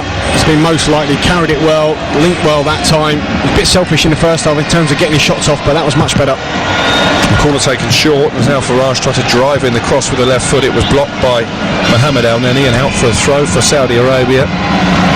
Really has been a dominant force since the break. Al-Sharani with a cross towards the far post. It was over the head of the man arriving in the form of Al-Magawi. And it's out of play for a goal kick for Egypt, and a chance just to relieve some of that pressure, David. Yeah, well, Hector Cooper, I mean, he twisted. He's gone with 2 up top, took off El side, then Takura, you have to say, putting a brilliant ball over the top for Salah. Must feel aggrieved. I don't know whether he's injured but he came off right on the stroke of half time. And they really haven't functioned that well.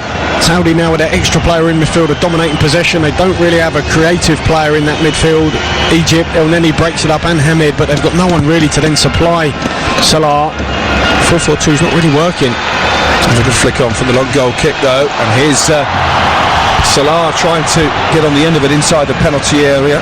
Mohamed Salim was quickly off his line and collects the ball in his gloves. It was Marwan Morsen, who has been a good outlet for the goal kicks, who initially won the flick on, but it was just slightly too heavy for Mohamed Salah. Here is Al-Magawi now at the other end, exchanging passes with Ote, 15 yards outside the penalty area. He'll come back to the middle of the Egyptian half, and Al-Sharani now out to the left, and Al-Dassari. Al-Faraj takes over and gets his cross in, headed away at the near post by Al-Gabra, and then again a long-range effort. It was a good piece of skill by Al-Magawi to flick it up onto his right foot, and then he smashed the volley over the bar. The confidence is still there, isn't it? Slightly misplaced or misguided. Again, falls on the edge of the box, good 25 yards out. Controls it in the air, pops up, and then not afraid to take the volley on. Again, difficult skill. No surprise that it's gone over. And the goalkeeper El Hadari making what will be his final World Cup appearance, surely. I don't think he's going to come back at 49. He's about to take the goal kick. There's one thing's for sure, Saudi need to go to finishing school. Too many efforts, wayward. Well, we're going to see another change here. Ramadan Sopi, the former Stoke player, just joined Huddersfield following the Potters relegation, is coming on for Marwan Morsen, and that will mean surely that Mohamed Salah is going to go and play as a lone striker, is he, David? Well, we'll have to wait and see. It seems to me like it might be whether it's a like for like or it's going to change and go back to the formation that they had in the first half. We'll have to wait and see. Saudi Arabia lost all 3 of their group games when they last qualified for the World Cup. That was the one that David played in their group in 2002. Didn't score a single goal, conceded 12. Although I think you said 8 in one game to Germany. That's right. And they're bidding to avoid making it 6 straight defeats at World Cup finals. They're 1-1 here, and they too are going to their bench. Hassan Bahibri is being replaced. He got through a prodigious amount of work down that right hand side, and coming on in his place as Bahibri slowly makes his way off is going to be number 20, Mohamed Asseri. prolific in the Saudi League, 8 goals in his last 9 games. Just the one substitute appearance during Saudi's qualification for this tournament. He's relatively inexperienced at international level. Well, he's done well actually to get on the pitch, hasn't he? Only with one appearance, now appearing at a World Cup. He will just go and play on that right hand side. No tactical change from Juan Antonio Pizzi. And we have 25 minutes remaining to find a winner. 1-1 the score in Volgograd. Well, Trezeguet's now come out onto this right hand side. Ramadan Sobhi out to the left. It looks like Varda's in behind Mo Salah. Here is Al Muwalad down the right hand side for Saudi Arabia. He was closed down quickly by Higazi, so recycles possession to Al Faraj, who tries to put it back into the penalty area, cleared. And there was a foul by Al Muwalad anyway on Al Gabra, who goes to ground. The tempo's just dropped though, hasn't it, Alex? You know, we saw this in previous games. Like there's Higazi on his haunches. They really look fatigued. Egypt, they seem to tire very quickly. Again, similar time, 60-70 minutes. Well, some of them have long, hard season, not least Mohamed Salah. You think about the number of games that he played for Liverpool with that Champions League run. Maybe a factor on any as well, with Arsenal going deep into the Europa League, of course, made it all the way to the final. He was another, like Salah, who lost the European finals. Arsenal went down to Atletico Madrid in that competition. And of course, he was an injury doubt, El Neni, and he picked up an injury late in the campaign. He too hasn't quite looked to me to be fully match fit. So they have got their excuses ready. Here is Ramadan, a man who recently has come off the bench for Egypt, and then Trezeguet was tripped from behind by Al Muwalad. It will be a free kick 10 yards inside the Saudi half. 1-1 the score here on TalkSport 2. Don't forget, coming up after is TalkSport 2 Live, we have commentary of Spain against Morocco from 7. Could be a good game, that one. This one's not been bad either, but as David said, maybe just plateaued off a bit in this second period. Eric Hamed playing it forward into the Saudi penalty area. They just drilled that into Salah. Wonderful first touch though to kill it dead. Even at half belt, he's still shown some silky touches, not least with a goal, Salah. But it will be his dream now to be on the winning team in the World Cup finals, having scored his goals both from the penalty against Russia and from open play today. Egypt have 22 minutes to find the winner. Maybe just growing into this second half. Certainly enjoying their best spell of possession as we speak. It's played out to Trezeguet down the right. And the overlapping run from Fatih, the fullback. His cross will be cleared from the byline by Al Faraj. And it was a really poor header from Hamed.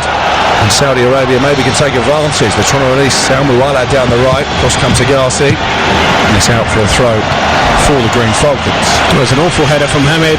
Ball spilled, sort of cleared Faraj by Faraj. Good 40 yards out from goal. He could have actually taken it on his chest and said gifted it straight to Saudi Arabia. Better ball from Muwalad, he would have been in. Higazi though, he's been good, hasn't he? You'd have to say. He had a pretty decent season for West Brom actually. That's a great save from the goalkeeper. Acrobatically tips over the header from Al Magawi.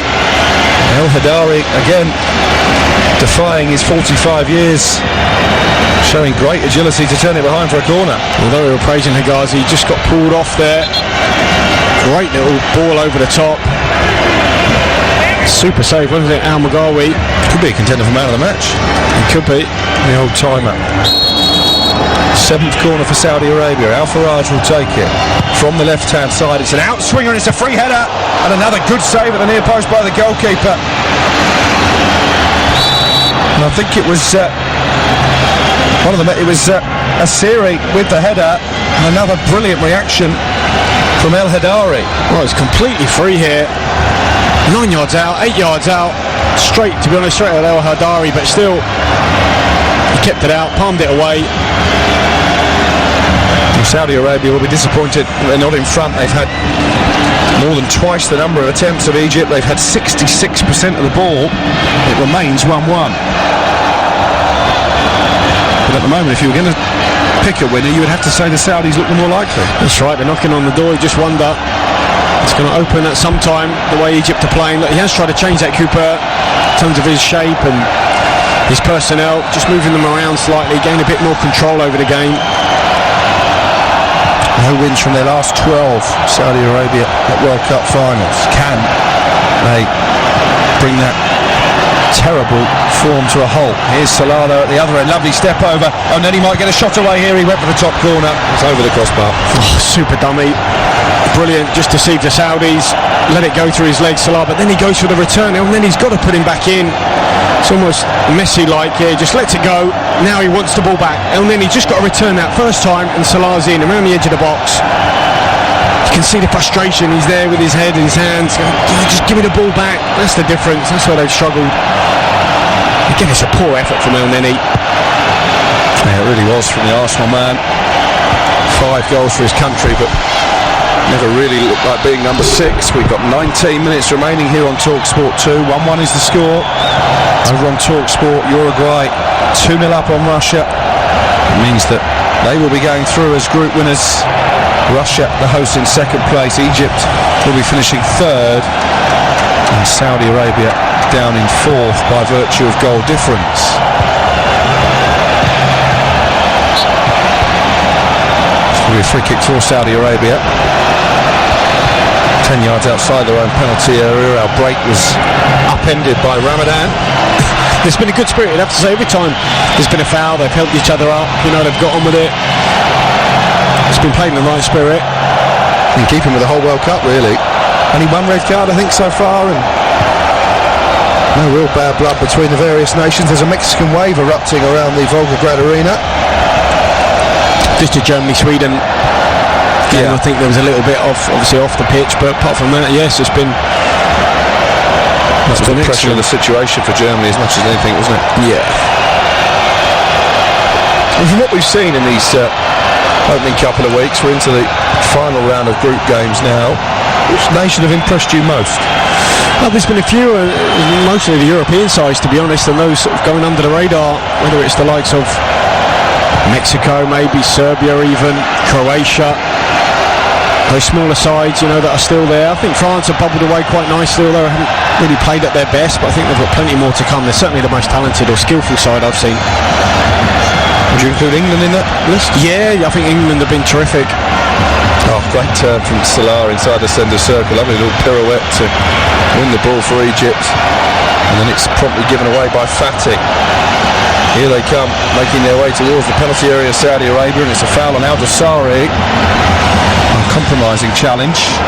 Well, again, he carries the ball ever so well for Saudi Arabia, buys his team a free kick. There'll be a few clubs looking at him. He's really talented when he's got the ball at his feet. He can make things happen. I think just his end product, maybe if he was in another side, they might be at him, say, look, you know, can you release it here, or maybe don't shoot there, can you get your cross in? But he's been effective, that's for sure. Against Uruguay, obviously a good side, and good defenders, much better obviously than Egypt. The likes of Hodin and Jimenez. He's been good today, very good. Ahmed Fatih maybe for that challenge was fortunate to escape a yellow card.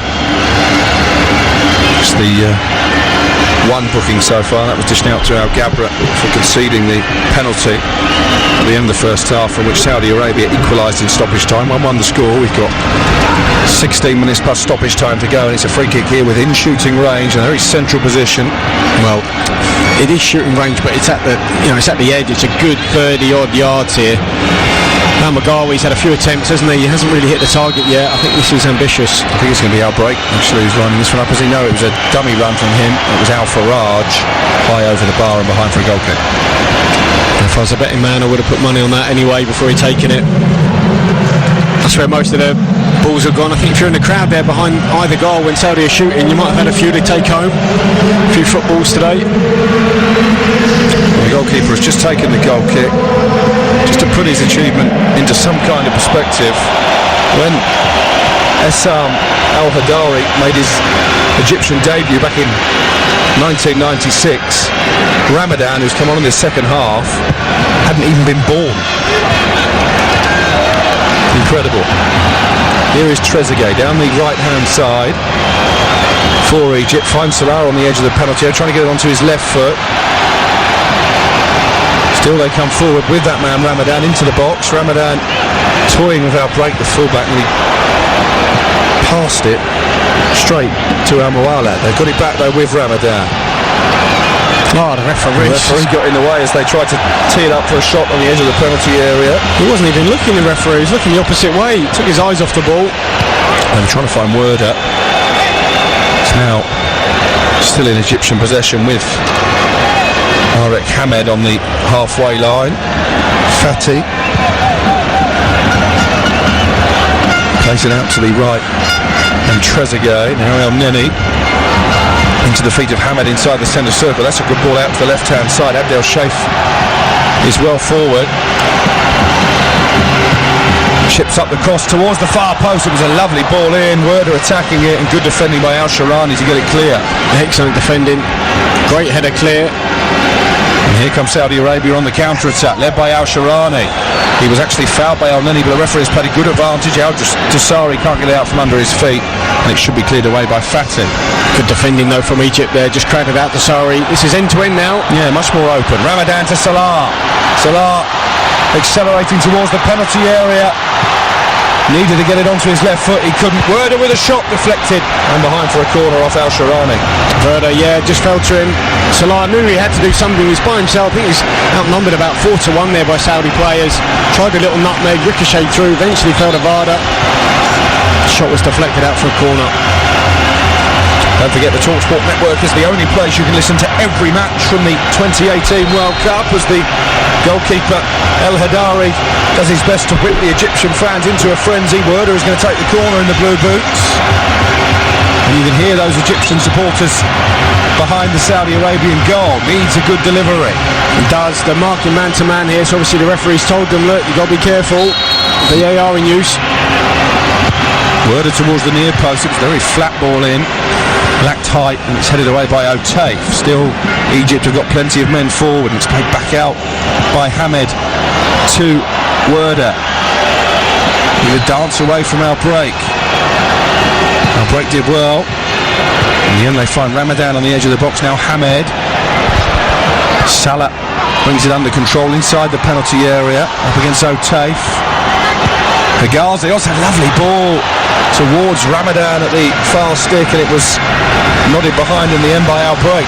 And Werder did well as well there, because the ball did break to him out wide, and you think, right, he's going to cross it in, but actually he recognised it about 10-15 yards to try and work the ball into the box. He'd done that to put a bit more pressure on that Saudi goal. Corner taken short. It was an absolutely hopeless one from an Egyptian perspective, and it's cleared all the way over the halfway line, and it's actually knocked out by Abdel Sheikh.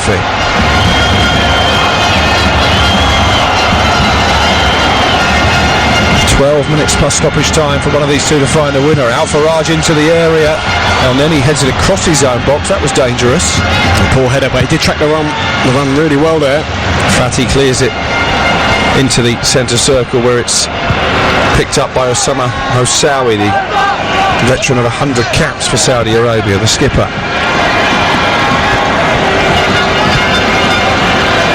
Here is Otaif, midway inside the Egyptian half.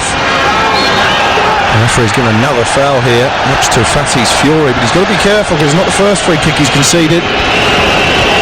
Otaif it was, upended.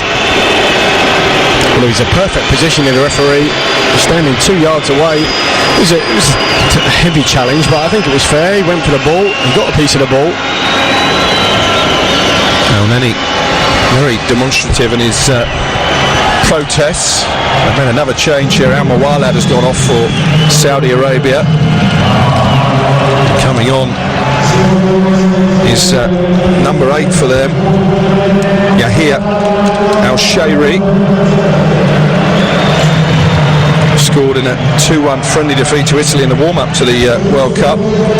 Al-Shairi. So this time, sorry Alex, I was going to say, this time it's a few yards closer to goal. It's got the same two players standing over it. I wonder if there'll be a different outcome. It could well be our break to strike this one.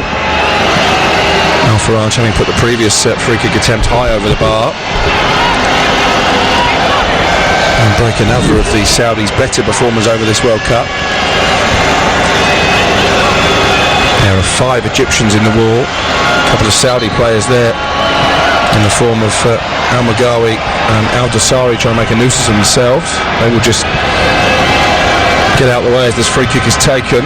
Sharani showing a bit of interest as well. There are 3 of them now, all sizing this one up from a long way out. Good 12 yards outside the penalty area to the left of centre. It's our break, and it was straight into the Egyptian wall. Well, from that sort of distance, didn't have the power, did it? The pace to get up and over the wall or to trouble the goalkeeper. Strange selection there. If you are going to go up and over, you've got to get power on it. From that sort of distance anyway. Egypt ready another change. Karaba is taking the place of Trezeguet. That's his nickname, which translates to electricity in Arabic. Can he provide the spark to turn 1 point into 3? You knew that was coming. I'll tee them up myself. His favourite hobby is driving a Bentley around Cairo, which he was giving after winning the Crown Prince Cup. Karaba. The ball is safely in the gloves of Essam El Hadari. At the moment he is going to avoid defeat on his big afternoon. But Egypt haven't really done enough in the second half to really look like winning the game, David. No, they haven't. If we go back to Trezeguet, obviously this player hasn't really sparked, has he, on the pitch? I'm sure you got a few more lined up there. 8 minutes to go. We can get plenty in between now and then. But look, apart from Salah, they are missing those superstars, and when he does give the ball to them, he very rarely gets it back where he wants it. He's feeding off scraps. And here he is, Mohamed Salah. Has he got the pace to get in between the 2 defenders in the penalty area? It's good strength from him, he does. Needs to find a teammate now in the middle. Back to Mohamed El Salah. Or maybe Karaba would have been better off getting his shot away, because Salah was flanked by 2 Saudi Arabian players and they smuggle it clear to the halfway line. The way he raced onto that, still plenty of running in the legs of Mohamed Salah. Here is Al Faraj, left corner of the Egyptian area. His cross blocked by Fatih and out for a throw. Well, that time he did get the return ball. He was a bit behind him. Again, just missing that quality. Those players are the same standard that he's used to at Liverpool. It must be difficult for people like him, and even for Lionel Messi in that Argentina team, when literally you're carrying the weight of a nation on your shoulders, especially when you're not fully fit and coming back off an injury. He'll claim he's done his bit, Salah, with a penalty in the last game and the sublime opener here. Gave Egypt a 22nd minute lead, counted out in stoppage time by a Salman Al Faraj penalty. Saudi Arabia having initially had a spot kick saved by Essam El Hadari, the veteran. Could have been 2-0, that's the only thing I'd say. Salah, it would have been game over, I feel. Didn't take my advice, did he? Put his foot through it. What would you have done there in the same situation? Oh, I dread to think. I'd try and probably hit it low. I wouldn't have the ability to lift it over the goalkeeper like that. Well, here is Salah. Is he onside? Yes, he is. And he's found Karaba. There's a big chance here for Egypt to get the win. And the goalkeeper, he flapped at it, but somehow he's made the save. Well, he just stood still. Lovely ball from Salah into Karaba. He's 1v1, but he doesn't really know what to do, to be honest. He's miles offside, He Salah. is miles offside. How is that not given? In the end, it's an okay first touch. The second touch, he just allows the defender to catch him, and then the finish is just straight at the goalkeeper. Lack direction. It's a tame effort, to be honest. I think eventually the play was brought back for the free kick, actually, because it would have been a corner. He was a good 2 yards offside, Mohamed Salah. Karaba didn't know that when he took the shot, and the goalkeeper, Al Masalim, certainly didn't, as he made the most unconventional of saves. 6 minutes to go in this final Group A game. Saudi Arabia 1, Egypt 1. Tomorrow on TalkSport 2, the World Cup coverage continues. Australia take on Peru at 3. That's followed by Iceland against Croatia at 7. A big game in Argentina's group, that one. To see if Lionel Messi's World Cup adventure will continue. These two know they are in the final knockings. There was a joke on Twitter earlier that this match was to be played on the airport runway because both teams know they're on a plane home. That would have been tight. It's offside on Salah, but it must be close. To me, he looked like he bent his run. Karaba's done well actually since he's come on. Just receives it around the halfway line. Salah knows he's offside, tries to get back onside. Yeah, to be honest, I think it's the right call. Just half a yard. To Cooper was literally man marking the assistant referee on this near side as that move came to fruition. Another shot of Dasari there. He has done really well, I think, for Saudi in terms of carrying that ball. Third goal in the Russian game, and it's the third goal for Uruguay. Edinson Cavani, my tip for the golden boot, but he started a bit slowly, but he's got the third from a corner. Comfortable win for them. Maybe now we're seeing the real Russia, the Russia that most people expected to struggle at this tournament. Well, they've facing, I guess, a real test today, as opposed to, when they face these two sides. It's a test they failed. 3-0 they trail, 1-1 here in Volgograd. This stadium overlooked by the tallest statue in Europe.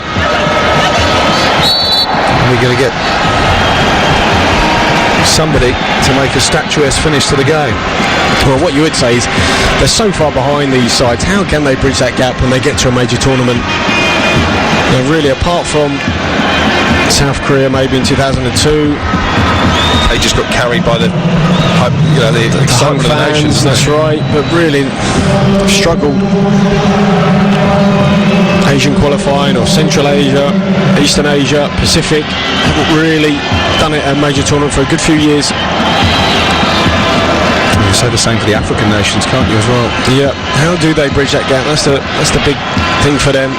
3.5 minutes to go. 1-1 the score. Saudi Arabia have a free kick and a chance to put one into the Egyptian penalty area. Plenty of green shirts forward. Played in from the left-hand side, but cleared away by Karaba. I mean, as far as El Sharani, he just scoops it back into the penalty area. Oh, and it was a really good effort, actually, from 12 yards. He was offside. Al Magawi didn't know that.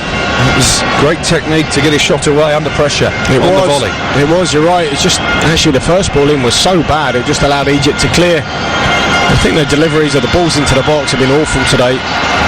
That was almost reminiscent of David Platt. That volley coming over his shoulder, but didn't quite have the same finish there. Goal kick will be taken by the 45-year-old Al Hadari. Deep into the Saudi Arabian half. The Egyptian fans trying to cajole their team once more and find the goal that would give them a historic first ever World Cup win.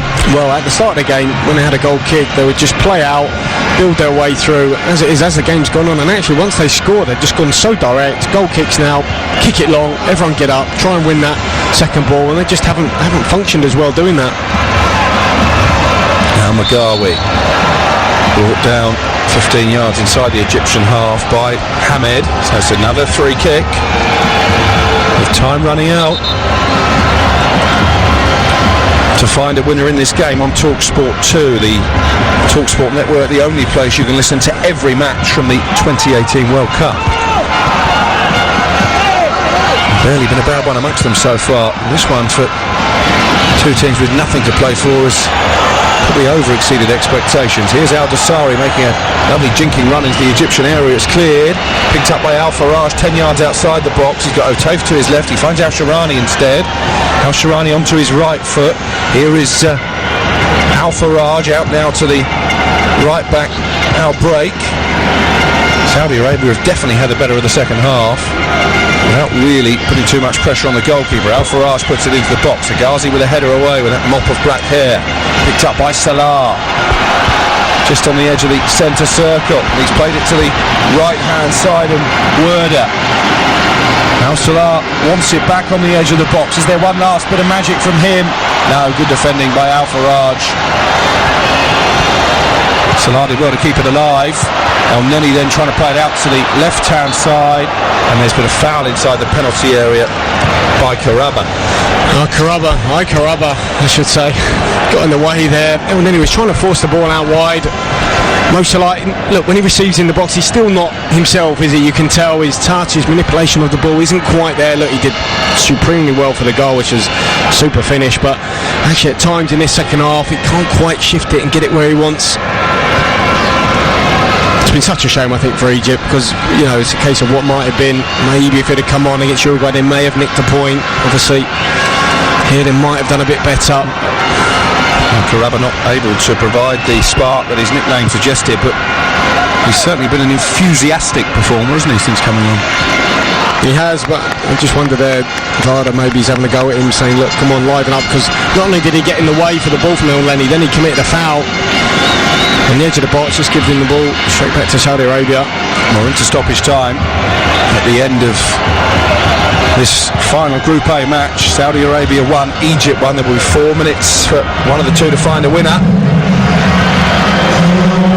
And it's Saudi Arabia who have the ball inside the Egyptian half. Out on the right-hand side, our break. Into the feet of Al Faraj. Now Otaif to Al Shayri, who's done well since coming on. Back to Otaif. Otaif shoots. Headed away by Hegazi. And then a good ball scooped into the box by Al Magawi, but it was over the head of Asuri, and it should be cleared upfield by Fatih, the fullback. Salah available, but the ball's gone out of play anyway. Werder couldn't keep it in, so it will be a throw for Saudi Arabia well inside their own half. Until Cooper on his feet, the Egyptian manager. Well, he is, because the ball went out and Varda actually ran after it, gave it straight back to Saudi, and then threw it back into play, and obviously Egypt were going to play off the pitch. He's saying, what are you doing? Get back on the pitch in your position first, and let them get the ball back. Al Faraj for Saudi Arabia on the halfway line to Otaif, who switches it out to his left-hand side, but to no one, and it will be a throw-in for Egypt, and they're in a hurry, as we saw with that misdemeanor by Werder to get on with things here. El Neni in the yellow boots to the right-hand side, and Fatih. Now El Gabra, furthest man back for Egypt, as it's floated out to that left touchline. It's a good ball, brought down well by Ramadan. He had Karaba ahead of him, but he wasn't on his toes, Karaba, and he's played back to the goalkeeper, Al Musalem, who clears upfield. Well, it was asking too much of him, to be honest. He was caught on his heels, but still, it was an awful ball forward. And actually the changes, I don't think they've strengthened Egypt. I think that's that quality, that strength and depth just isn't there. You're listening to TalkSport 2. Don't forget, coming up after we're finished here, TalkSport 2 live. That will include commentary of Spain against Morocco from 7 in Group B. Still 2 minutes of the added time to go. 1-1 the score here in Volgograd. Second half not quite lives up to the drama that we saw in the first, but still a really entertaining watch, with nothing at stake for the sides. El Neni out to the right, and Werder. Salah wants to cross into the area. Werder goes long, and it's over the head of Karaba and out for a goal kick. And well, maybe that will be the last chance for Egypt to get that historic first win, David. Yes, I think so. Although look, Saudi aren't giving up. They've now got it back in play pretty quickly. So I think they'll finish bottom, won't they, if it ends like this? Yeah, disappointing tournament. But they do have the ball on the edge of the Egyptian penalty area. 60 seconds of the added time remain. The game is slowed down to a walking pace. Mohamed Salah almost got on the end of a loose pass there. Sliding in to stop him was Osama Hossawi, the captain. Otaif now with the left wrist heavily strapped comes forward into the Egyptian half, away to our left-hand side. Back on the halfway line to Mortaz Hossawi. Here is Otaif once again, just on the edge of the centre circle. Saudi Arabia in no real hurry though to get the ball upfield. Look like they've settled for the draw. Egypt were the favourites to win this game. Once again they have failed to deliver on the biggest stage. Otaif in the right wing position for Saudi Arabia. Will there be one last chance for a late winner? We've seen plenty of stoppage time goals already in this 2018 World Cup across the TalkSport network. Al Faraj gives it to Otaif to take over. 20 yards outside the penalty area. It's played out to the right now, break. Almost level with the 18-yard line. Otaif has turned away well. Al-Dassari back to Otaif. Looking for Al-Dassari inside the area. Breaks it across here. Otaif rolls it forward, and there's the winner! Salam Al-Dassari ends the long wait for Saudi Arabia. Not since USA 94 have they tasted victory on the World Cup stage, but they have now to spoil the afternoon of Issam Al-Hadari. Nothing the veteran keeper keeper could do about that one. It was a lovely patient move and rounded off by arguably their best player in the tournament, Salam Al-Dasari. Saudi Arabia 2, Egypt 1. Well, finally they make the right decision, and Al-Dasari, to me, he's been the best player. We spoke about others. He's been their real live wire. Lovely little return ball to him. Pops up in the air on the tightest of angles to the right of the goal, about 7 yards out. Look, he doesn't hit it that cleanly, but he hits it low and true and in the corner, and that's key. Doesn't miss the target. Puts it on course. It's a super strike, you have to say, and he's been brilliant for Saudi Arabia. He really has. We marked him out before the game. He was excellent against Uruguay. He's been equally good today. He's been their shining star. Salah's been one for Egypt. He's definitely been that for Saudi. Al-Dasari.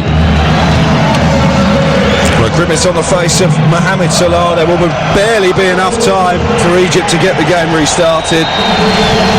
A miserable end to their World Cup. And in fact, there isn't time to get restarted. They've waited 24 years, Saudi Arabia, but they have that precious win on the World Cup stage for Egypt.